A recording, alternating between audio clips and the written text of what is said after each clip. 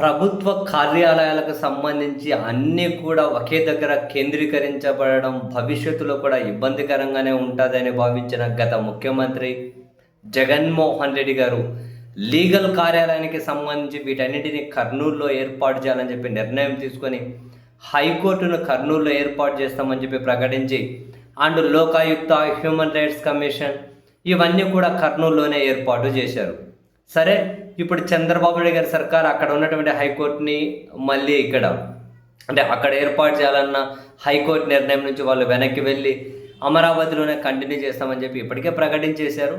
And అదే సమయంలోనే కర్నూలులో ఉన్న లోకాయుక్త, హ్యూమన్ రైట్స్ కమిషన్ని కూడా ఈ అమరావతికి తరలించాలి, కర్నూలులో ఏర్పాటు చేయడం కరెక్టు కాదు అని తెలుగుదేశం పార్టీకి సంబంధించిన కొందరు హైకోర్టులో పిటిషన్ వేస్తే ఇంతకుముందు ఆ పిటిషన్ల విచారణ సందర్భంగా చీఫ్ జస్టిస్ నేతృత్వంలోని పిటిషన్ విచారణ చేస్తున్న సందర్భంగా ప్రభుత్వ తరపు న్యాయవాది హెచ్ఆర్సీని, లోకాయుక్తని కర్నూలు నుంచి తరలించాలి అని చెప్పి మేము సూత్రప్రాయంగా నిర్ణయం తీసుకున్నాము అని హైకోర్టులోనే ప్రకటించారు.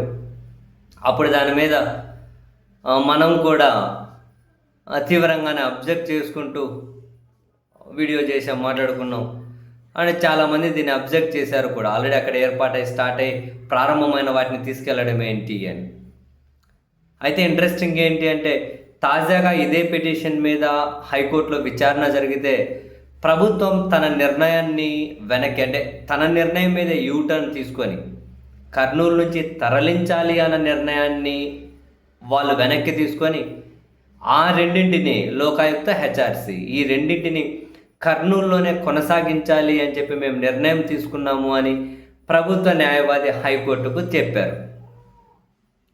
ఇంతకుముందు అక్కడి నుంచి తరలించాలని నిర్ణయం తీసుకున్నామని చెప్పారు.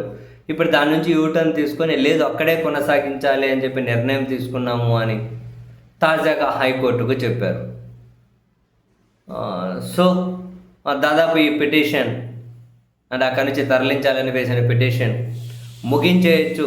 బట్ ఏమో ఇంకొంచెం ప్రొసీజర్ ఉంటుంది కదా, తదుపరి విచారణ అయితే వాయిదా వేశారట. ఇక హెచ్ఆర్సీ, లోకాయుక్త కర్నూలు నుంచి తరలించాలి అనే ఆలోచన చంద్రబాబు నాయుడు గారి సర్కార్ ఆల్మోస్ట్ చెయ్యకపోవచ్చు అనిపిస్తుంది. చూద్దాం.